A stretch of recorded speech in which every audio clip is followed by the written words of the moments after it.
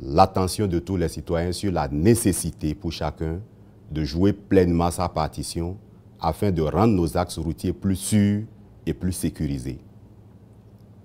Mais contre toute attente, cette démarche a été galvaudée vu que certains ont choisi d'emboucher la trompette de la désinformation en faisant circuler ça et là l'alibi selon lequel cette opération viserait à renflouer les caisses de l'État et qu'elle serait une porte ouverte sur toutes sortes de déviances, des excès de zèle, voire même le rançonnement. Face à cet état de choses, il était donc opportun qu'une voix autorisée vienne apporter un autre son de cloche afin d'éclairer l'opinion publique.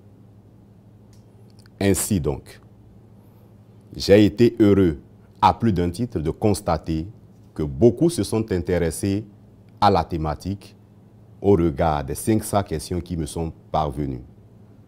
Alors, pour raison de méthodologie, je vais dans un premier temps essayer de les regrouper par thématique, histoire d'y apporter des réponses de façon globale, pour ensuite revenir sur les questions beaucoup plus spécifiques. Le décor étant ainsi planté, mesdames et messieurs, chers amis internautes, j'aborde la première thématique qui est revenue à travers les différentes questions des uns et des autres. Alors, la première thématique, c'est de savoir les mesures qui seront prises dans le cadre de cette répression, les villes concernées et les montants à payer. Alors, je précise que l'opération va se dérouler sur toute l'étendue du territoire national. Et les infractions qui sont concernées, il s'agit des infractions qui découlent du non-respect des prescriptions du code de la route. Ainsi, ces infractions, nous pouvons les regrouper en 3 grandes catégories. Premièrement, nous avons les infractions qui sont liées au véhicule. Dans cette rubrique, on retrouvera des infractions comme le défaut d'éclairage, l'usure pneumatique, le défaut de plaque d'immatriculation, le défaut d'assurance, le défaut de visite technique, etc.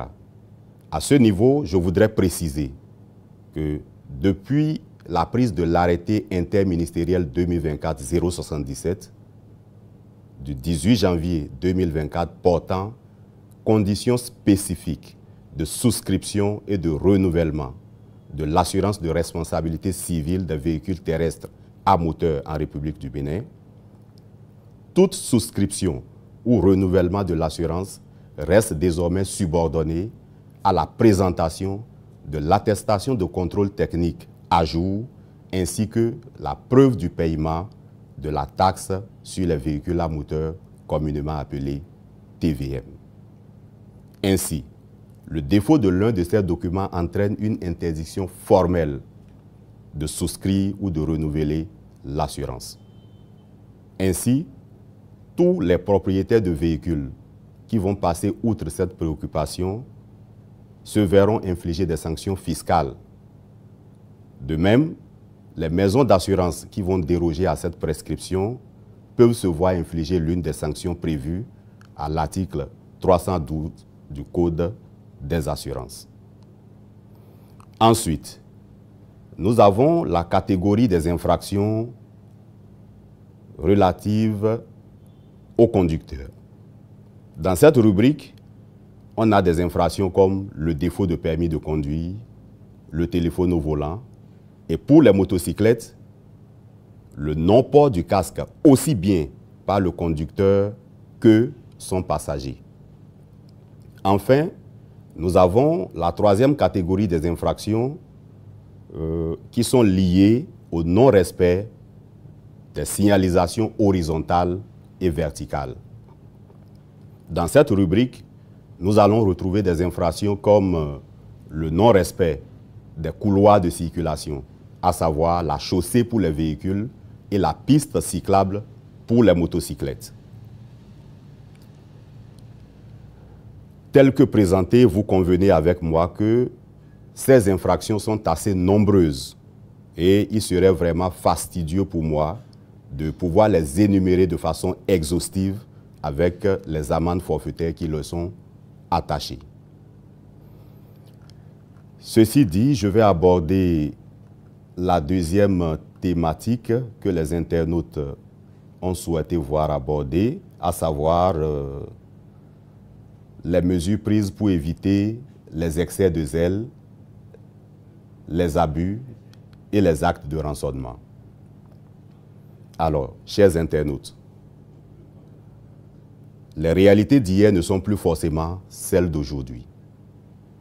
Dans les instructions de coordination de la présente opération, un point d'honneur a été mis sur les principes généraux d'exécution du service, ainsi que le respect scrupuleux des règles d'éthique et de déontologie. Je conviens avec vous que les habitudes sont têtues, et c'est pourquoi d'ailleurs, tous les numéros officiels de la police restent ouverts pour enregistrer toute plainte ou dénonciation relative à des actes d'excès de zèle ou de rançonnement.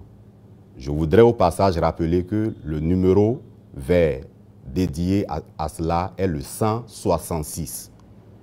Il est fonctionnel 24 heures sur 24 et 7 jours sur 7. Dans cette même veine, au fronton de toute unité de la police républicaine aujourd'hui, il y a des numéros de téléphone qui sont gravés de façon lisible. Et ces numéros appartiennent au comité chargé de la supervision des missions de sécurisation du territoire national. C'est une structure extérieure à la police républicaine. Et donc, tous ceux qui se feront épingler pour des excès de zèle ou toutes sortes de déviances se verront infliger des sanctions mémorables. Et mieux, la police républicaine s'est dotée de caméras piétons. Il s'agit d'un dispositif de caméra que les agents déployés porteront sur eux et qui filmera les faits et gestes des agents ainsi que les réactions de la personne contrôlée. Dans ces conditions, vous convenez avec moi que les excès de zèle, les déviances seront relégués au rang des vieux souvenirs. Beaucoup d'internautes ont également voulu savoir le but poursuivi par cette opération. Alors, le but à atteindre par cette opération, c'est dans un premier temps de renforcer la sécurité publique. Les infractions du code de la route comme les excès de vitesse, la conduite en état d'ébriété, le non-respect des feux tricolores constituent non seulement pour l'auteur de ces infractions un danger véritable, mais aussi représentent un danger pour les honnêtes citoyens qui sont sur nos routes et qui ont droit à la protection et à la préservation de leur vie. Ainsi donc, en optant pour la répression de ces infractions, l'objectif poursuivi par la police républicaine est de réduire de façon substantielle les accidents de la circulation et préserver la vie de nos compatriotes. Aussi, convient-il de souligner que l'objectif poursuivi par cette opération, c'est d'améliorer le taux d'élucidation de certaines enquêtes. L'étude des modus operandi des hors-la-loi révèle que ces derniers, après la commission de leur basse besogne, utilisent des engins à 2 roues pour pouvoir se replier beaucoup plus facilement. Ces engins étant dépourvus de plaques d'immatriculation, il devient quasiment impossible de les identifier de façon formelle, quand bien même des témoins oculaires les aperçoivent en train de partir. Dans ces conditions, bien d'enquêtes se retrouvent dans l'impasse. De ce fait, vous conviendrez avec moi que ce n'est pas trop demandé que de dire à chaque citoyen propriétaire bien sûr de motocyclette, d'avoir sa plaque d'immatriculation. En outre, ces opérations permettront de préserver les infrastructures routières. La dynamique actuelle est à l'asphaltage des voies et à l'implantation des feux tricolores et des lampadaires le long de nos artères. Mais ces infrastructures, réalisées aux frais du contribuable béninois, sont saccagées du fait des accidents de la route qui surviennent de façon récurrente. Donc, globalement, voilà quelques raisons, quelques facteurs qui militent en faveur de l'organisation de cette vaste campagne de répression. Alors, certains internautes, en parlant de l'imposition du casque aux passagers des motocyclistes, ont demandé si cette décision tient vraiment compte des réalités socio-culturelles du Bénin. Cette préoccupation rejoint justement celle de M. Igor Lalaye qui demande « Un ZEM doit avoir désormais combien de casques pour ses clients ?» ainsi que celle de Gustave Akishoé qui dit « Comment est-ce que les gens vont s'arranger? Vont-ils avoir des casques en main partout ?» Alors, chers internautes, il ne s'agit pas pour moi de répondre à la question d'un éventuel conflit de la loi avec des réalités socio-culturelles, mais plutôt d'interroger la conscience collective sur l'opportunité et la légitimité de cette campagne. À cette question, je répondrai forcément par l'affirmative dans la mesure où, lors de la survenance des accidents de la route, il n'y a pas que le conducteur de la motocyclette qui soit exposé au risque d'un traumatisme crânien. Le passager est tout aussi exposé que le conducteur de la moto. C'est pourquoi nous avons demandé que d'ores et déjà, tous les motocyclistes puissent se munir d'un casque pour eux-mêmes et d'un casque pour leurs passagers. Dans l'hypothèse où ils n'auraient pas les moyens financiers pour se procurer d'un deuxième casque, alors qu'ils ne prennent que des clients qui sont déjà munis de leur propre casque. Maintenant, si pour des raisons de convenance personnelle, un client estime ne pas vouloir d'un casque commun à tous les clients, alors il ne lui reste plus qu'à se procurer d'un casque personnel. Ensuite, il y a M. Ulrich Gaba qui demande pourquoi revenir sur une mesure qui a déjà été essayée plusieurs fois sans succès. Alors, M. Ulrich, l'opération a été programmée, certes, plusieurs fois et également plusieurs fois reportée. Ces atermoiements résultent plutôt des nombreuses séances de concertation qui ont été tenues par le directeur général de la police républicaine avec les acteurs impliqués dans la sécurité routière, ainsi que les acteurs, les représentants des conducteurs. Lors de ces échanges, plusieurs acteurs ont sollicité beaucoup plus de temps pour mieux s'investir dans la sensibilisation de leur mandat. Requête à laquelle, bien évidemment, la police républicaine a accédé de façon favorable. Dans la même veine, toutes les unités territoriales de la police républicaine ont été instruites au fin de faire de la sensibilisation une activité quotidienne au regard de l'ampleur que les violations des prescriptions du Code de la route prenaient dans nos villes et campagnes.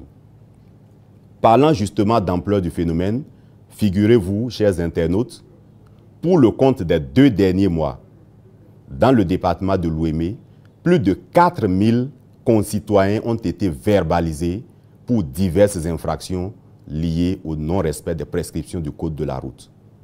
Dans le département du littoral, c'est plus de 6000 personnes qui ont été verbalisées pour la même période.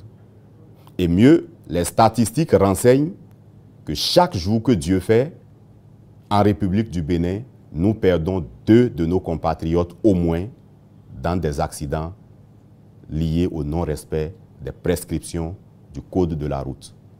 Au regard de tous ces paramètres, il coule de source qu'il était donc temps qu'on sonne la fin de la récréation pour passer à l'action. La question suivante est toujours celle de M. Ulrich Gaba qui dit « Certains usagers estiment que les radars affichent un kilométrage différent de celui de leur tableau de bord. Est-ce que les radars sont effectivement fiables ?» Monsieur Ulrich, rassurez-vous, les radars que nous utilisons sont testés et normalisés. Nous n'avons pas un problème de fiabilité. A contrario, je voudrais inviter ceux qui estiment que ces radars ne sont pas fiables d'aller, bien au contraire, vérifier le bon fonctionnement de leur tableau de bord et de tirer eux-mêmes les conclusions qui s'imposent. En tout état de cause, tout usager de la route qui conteste a le droit de vérifier par lui-même la séquence vidéo de l'interception de son véhicule et sur cette séquence vidéo, il peut lire de façon claire le numéro de sa plaque d'immatriculation ainsi que la vitesse à laquelle il a été flashé par le radar. Monsieur Ariel Sossou pose la question de savoir qu'est-ce qui va se passer concrètement à partir du 1er mars 2024 et qui sont les personnes concernées par l'opération. Alors, Monsieur Sossou, la police républicaine va lancer sur nos axes routiers une vaste opération de répression des infractions liées au non-respect des prescriptions du Code de la route. Cela consistera à envoyer des équipes sur le terrain pour verbaliser tous les contrevenants qui seront surpris en flagrant délit. L'objectif étant bien entendu de rendre nos axes routiers plus sûrs, l'objectif étant bien sûr de préserver la vie de nos compatriotes en réduisant les taux d'accidents. Ainsi donc, nous avons estimé, comme je le disais tantôt, au regard de l'ampleur du phénomène, qu'il était temps de passer à l'action.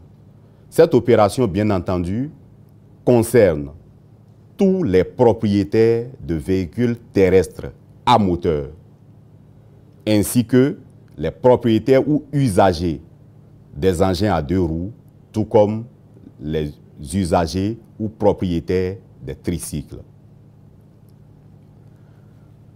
La question suivante est celle de M. Léonce Boni qui aimerait savoir si la quittance obtenue après la demande de la plaque peut permettre de rouler librement en attendant l'obtention de la plaque proprement dite. Cette question est similaire à celle de Samson Gouvoyeke qui dit « Ma plaque n'est pas encore disponible. Que dois-je faire? Laisser la moto à la maison et attendre la sortie de la plaque ?» Alors, chers internautes, rassurez-vous. La police républicaine est bien consciente que plusieurs de nos compatriotes ont déjà accompli toutes les formalités administratives en vue de l'obtention de leur plaque d'immatriculation. Ainsi, ne pas l'obtenir ne relève pas de leur faute. Et c'est pourquoi, pour le compte de cette campagne de répression des infractions du Code de la route, la police républicaine a décidé de ne pas inclure pour l'instant la répression pour défaut de plaque d'immatriculation. Ceci permettra aux citoyens d'avoir plus de temps pour se mettre au pas.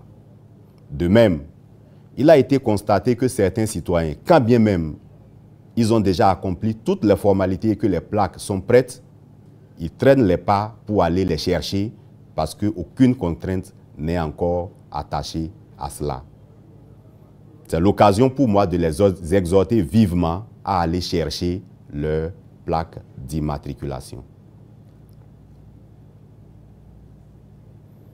La question suivante est celle de M. Paul Honton qui dit « Un parent qui se charge du transport à l'école sur moto de 3 enfants et qui porte lui-même le casque et fait porter le casque à chacun des enfants est-il en infraction parce qu'il a remorqué plus d'une personne?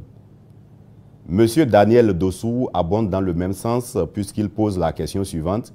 J'ai une moto Bajaj et d'habitude, pour sortir en famille, je prends mon épouse et mes 2 enfants sur la même moto. Voici ma question. Combien de personnes doivent porter de casque sur la moto? Alors, Monsieur Paul, dans la situation que vous présentez, si je comprends bien, on retrouvera 4 personnes sur la même moto. Vous conviendrez avec moi que cela ne garantit ni votre propre sécurité, ni celle de votre progéniture. De ce point de vue, vous serez logiquement verbalisé pour surcharge. La préoccupation suivante est celle de M. Nestor Mougnon qui dit « Je suis propriétaire d'une moto dont j'ai égaré les papiers. Je me suis rendu à la boutique pour prendre une autre copie, mais ils ont déménagé. La moto, je l'ai achetée en 2012 et j'ai égaré les papiers en 2018 car j'ai été trompé par un filou qui s'est fait passer pour un transitaire et agent de l'ANAT. J'ai été conseillé pour aller faire une déclaration de perte, mais lorsque je me suis rendu au commissariat, l'agent m'a demandé si je n'ai pas fait une photocopie de la pièce égarée. J'ai répondu non. Il m'a dit que je ne pourrais pas faire une déclaration de perte. Voilà mon problème. Ma question est, qu'est-ce que je dois faire? Puis-je me rendre avec des témoins au commissariat? Alors, Monsieur Nestor, je vous accorde le bénéfice de la bonne foi. Mais à votre opposé, figurez-vous, il y a des citoyens de mauvaise foi qui, après avoir soustrait de façon frauduleuse des motocyclettes au préjudice d'autres compatriotes, cherchent par tout moyen à se faire établir de fausses pièces. Et dans cette manœuvre, ces individus se font souvent établir des certificats de perte pour leur permettre de rouler pendant un temps. Ce faisant, ils oublient que le certificat de perte ne représente en aucun cas la pièce égarée, mais représente juste un papier pour leur permettre de mener les formalités administratives en vue de l'obtention du duplicata de la pièce égarée. Et mieux, au bas des attestations de perte, il est mentionné clairement que toute déclaration inexacte ou fausse expose l'auteur de cette déclaration à des poursuites judiciaires. En tenant compte de ces paramètres, j'estime pour ma part que le commissariat dont vous parlez n'est pas fondé à vous refuser l'établissement d'une attestation de perte. Monsieur Isaac Bokor pose la question suivante. Dans cette histoire de répression, je pense que tous les aspects ne sont pas abordés, notamment celui des plaques d'immatriculation. On nous parle de retrait systématique de la circulation des motos sans plaques. Et ceux qui, depuis des mois, n'ont pas pu entrer en possession de leurs plaques, ils feront comment? Je l'ai déjà dit, Monsieur Isaac Bokor, on vous accordera plus de temps. Le défaut de plaque d'immatriculation n'entre pas en ligne de compte dans la rubrique des infractions qu'on prendra en compte dans le cadre de cette campagne de répression des infractions liées au non-respect des prescriptions du Code de la route. Je nourris également l'espoir que toutes les structures impliquées dans la chaîne de réalisation des plaques d'immatriculation vont se plier en 4 pour donner satisfaction dans la mesure du possible à toutes les demandes.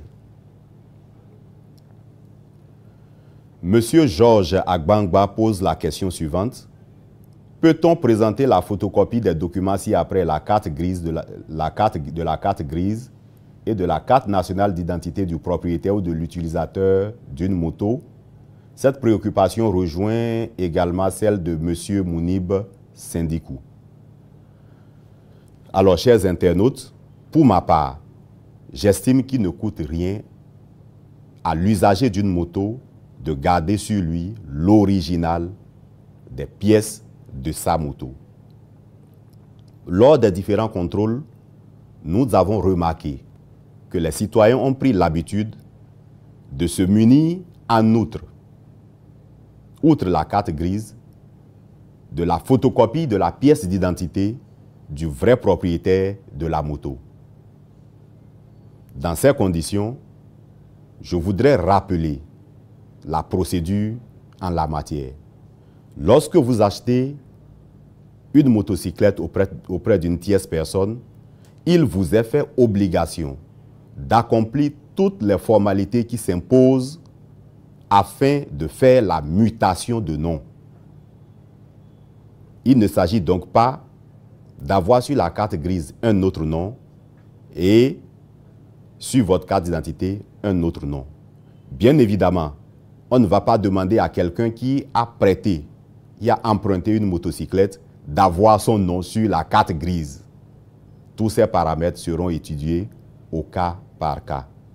J'espère que M. Aziz Boussari, Léonidas Kwekande, Detonaboua Benazin, tout comme plusieurs autres, trouveront également les éléments de compréhension à leurs questions à travers ces explications.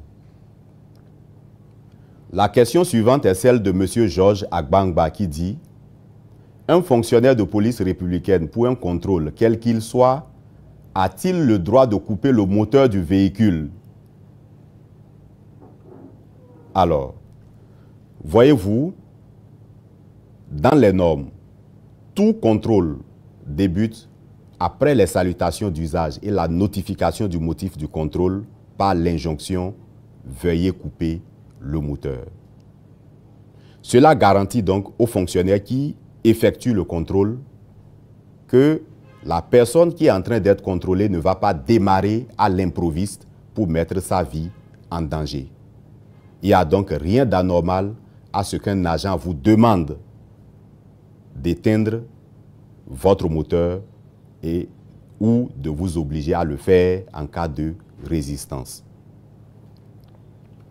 Monsieur Ibrahim Amoussa a posé la question de savoir pourquoi les motocyclistes qui sont interpellés à certains endroits malgré l'inexistence de la piste cyclable.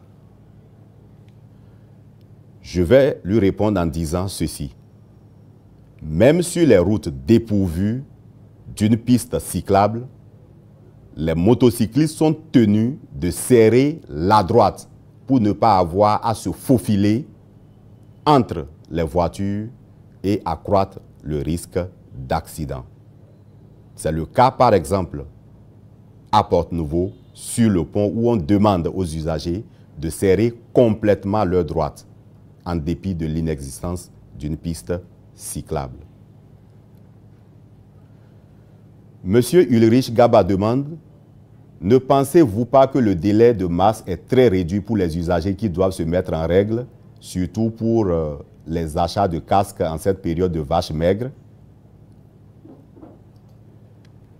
Je vais répondre à cette question ensemble avec celle de M. Charbel Giovanni qui dit « La plupart des grandes artères entre Calavi et Cotonou étant en chantier, ne serait-ce pas plus judicieux d'attendre la fin des travaux avant de lancer cette répression ?» Ainsi que je le mentionnais tantôt, cette opération a été plusieurs fois reportée à cause des difficultés qu'il y avait à aplanir et des points de vue à harmoniser.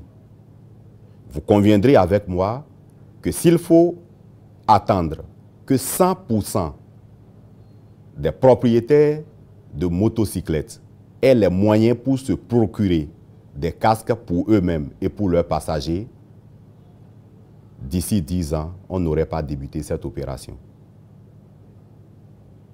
Donc, si nous attendons le moment idéal, ce moment risque de ne jamais arriver.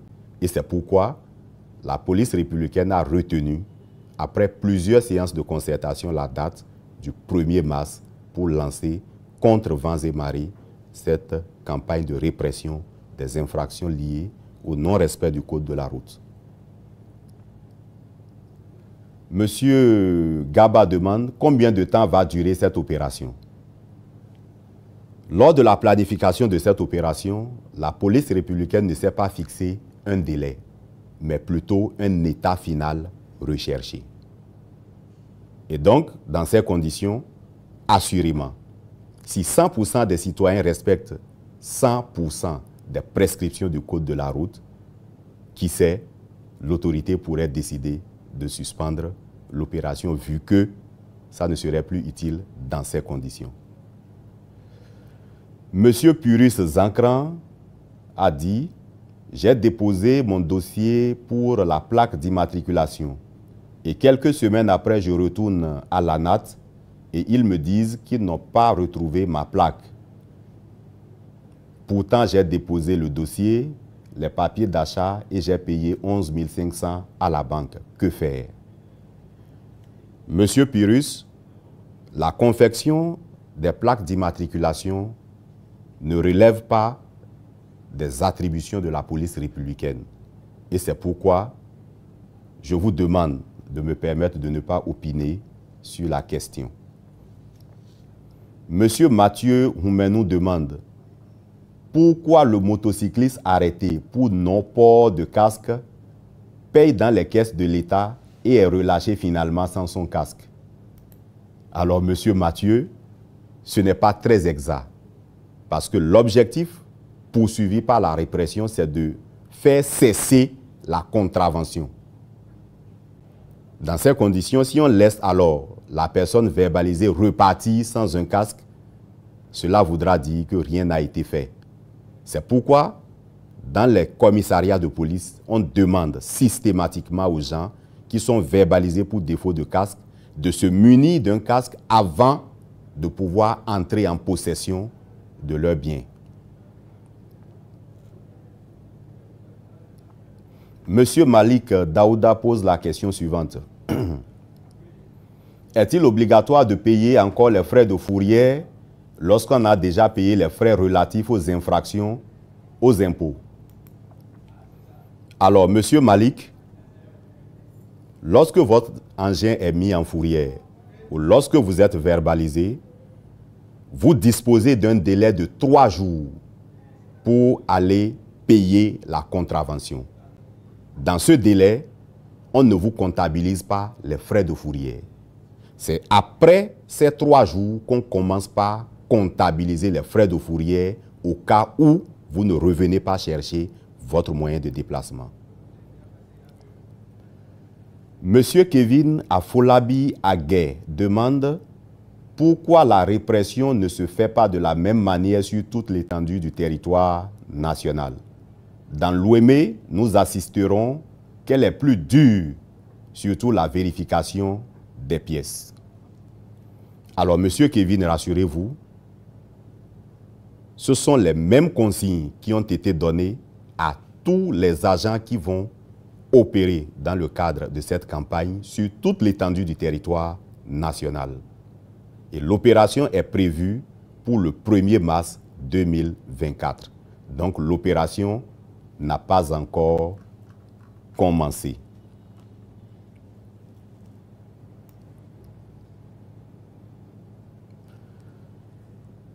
Alors, mesdames et messieurs, chers amis internautes, je voudrais à présent aborder la dernière thématique, à savoir la procédure à suivre lorsque vous êtes verbalisé. Lorsque vous êtes verbalisé pour une infraction liée au non-respect des prescriptions du code de la route, vous avez la possibilité de payer la contravention en ligne en allant sur le portail e-quittance.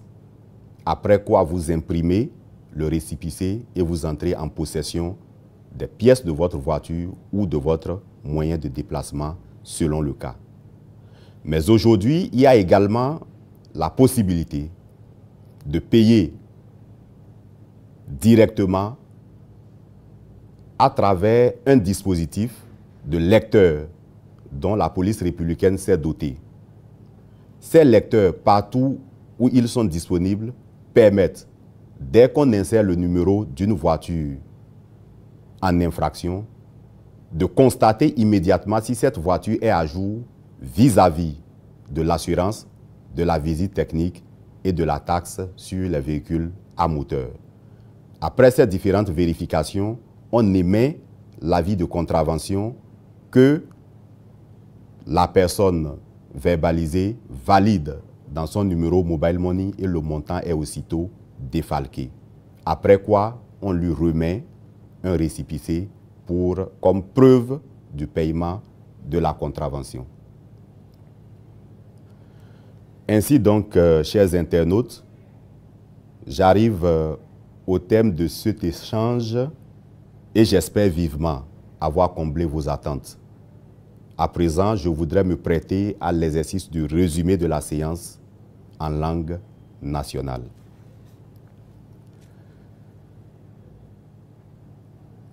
Merobisibu, tondro tonkuro, bekpuro, natobra. Misinamba wakpuro, nasinakwarumu. Gari esa kwa mini ten, katontugo barum, behen gouvernement wokmi aini so, yera na kimbe gura togereke ka batonu. Sane akandagan kwa, won nora yiru kanyenda ine yeni, yem bature suru itansien ton gbirikundi. Ba polisi ba boko kura benen ten kan bonu kporoso, ban sababu boko kakura. Boko kura yenson, yeba mera ba dabaka wurama, ba wame sina senru sari, behem benen sueso. Sina senru sari yenson, ton dabinu, ban kin bu swa sanu wo da sui. Yensona bane, za ton tendi unwenea. Beba koko nu soni, ban ben si furo duge.